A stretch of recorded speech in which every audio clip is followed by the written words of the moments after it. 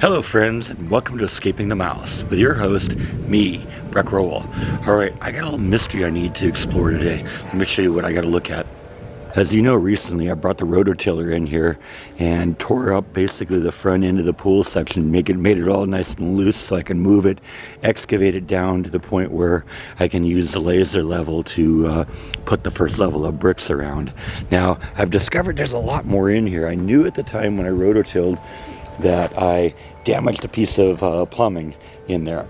I haven't been able to figure out exactly what it is yet, but there was also like a little piece that teed off of here.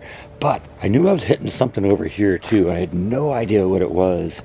That's an anti-siphon valve. That's one of the valves that turns on and off the sprinklers in the yard.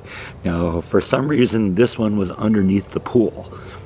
That could mean one of two things. One, they knew it was there when they installed the pool and just buried it, which I think is a really stupid idea. There's also another possibility. This could be part of an earlier version of the sprinkler system, maybe that isn't used anymore.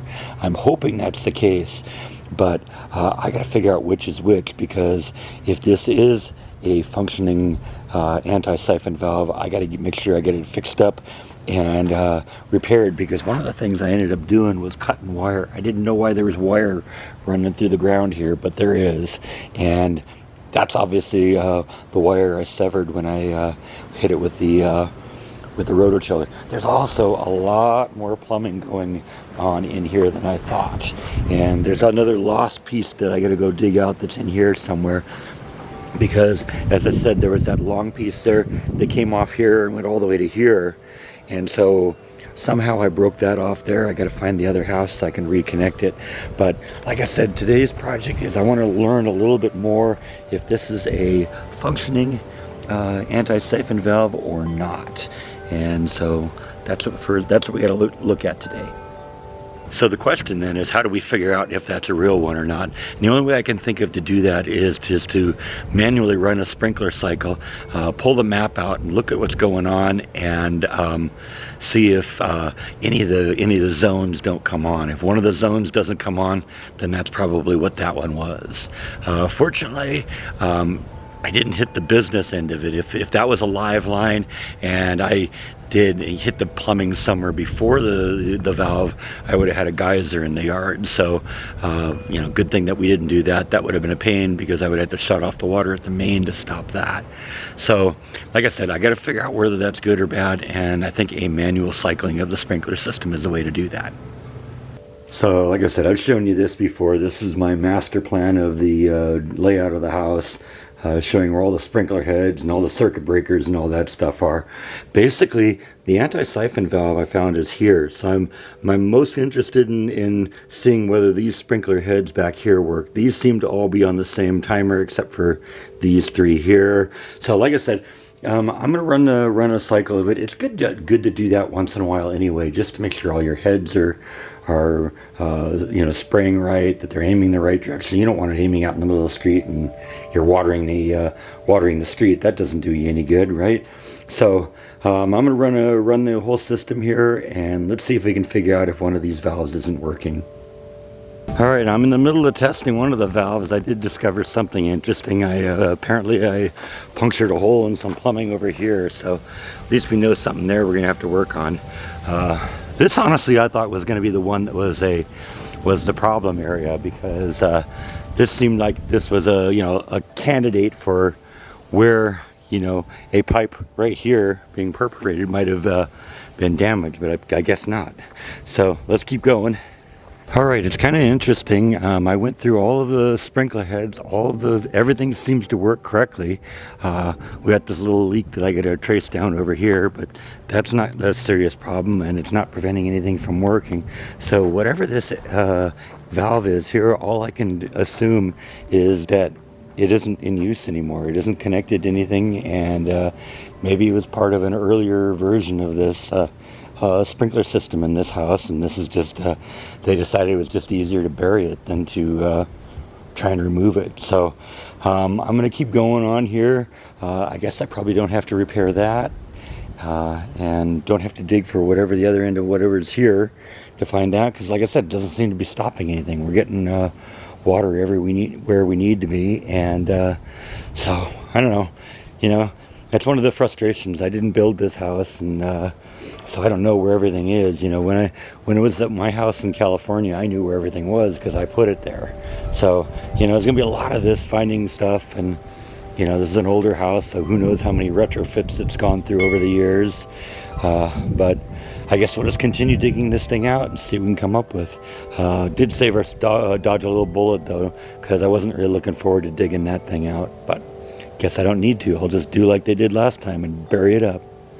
Alright, so I went over to Home Depot, got a replacement sprinkler head. These things are pretty interchangeable, so this is actually the same brand as the hole that I have here is the fitting. You got to buy the whole fitting piece, but you can take off the piece that you need and use just that.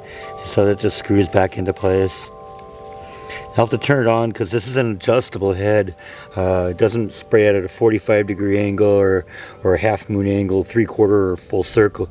You can adjust it anywhere from like 15 degrees to 360 degrees. So I'm gonna have to actually turn this on and make an adjustment to get it pointing in the right direction. All right, so got that working pretty well. It was almost set at 180 degrees, which is what I wanted at the beginning. So it's running right now. Actually, I'm noticing the water pressure seems a little low. I think that's probably just sometimes the city pump, the water pressure on the line just isn't what it is all the time. There's probably a lot of people using water right now or something like that. But got that working, so we'll move on to the next project. And I had to turn the water on again, but I did find where the leak is. The leak is right there on that little piece of pipe. I don't know if you can see, I could keep blocking it with my finger with a shadow, but that's it right there. Water gushes out of that. I knew it had to be just that I punctured the pipe and didn't actually shatter it. So that's going to be a little bit more of a project because right now that's a big major root that's right next to it. So I'm going to probably have to excavate this way a little bit, excavate that way a little bit so I can get that pipe out there and, you know, get access to that. And I'm just going to replace that whole piece because that definitely is a good part. But I don't know, it looks like good news. Maybe that thing in the middle is just is nothing, so I don't need to worry about it. I'm still going to be careful with these pieces that are going back and forth because I don't know what is or is not in that. But you know, part of what makes it easier now is I'm starting to find things, and generally you know, once you find it the first time, you can be kind of careful around the area and not run into the same kind of issues. But you know, because this piece here, I think the one on top doesn't seem to be anything, but or the one on the bottom, well, it's on top here and it kind of moves underneath over here. But see, that seems to go to, I don't know. I gotta still excavate this a little bit and figure out exactly what's going on here. Because now that I'm looking at it, it looks like this piece goes into that, and then there's like another piece that comes out. So I don't know. I'm gonna have to dig that up and figure out how that all works so I can decide what I need and what I don't need. Right now, I'm gonna be very careful not to break any of this because at this point the whole system works and I want to keep it that way. So I'm going to keep working on this a little bit. We got to still excavate all of this out and move that over here so that we can start setting up the bricks on this side, and then all of that needs to come back over here so I can do the same thing on the back side. So yeah, this is going to be a lot of back-breaking work, and we're going to be at this for a while, but that's okay. Part of the fun on these things is doing it yourself, and there's the good parts and there's the bad parts. And well, you know, moving half a ton of dirt definitely falls in the category of bad part. Anyway, I think that's all I have for today. Thank you as always for watching, and I'll see you next time on Escaping the Mouse. Good night.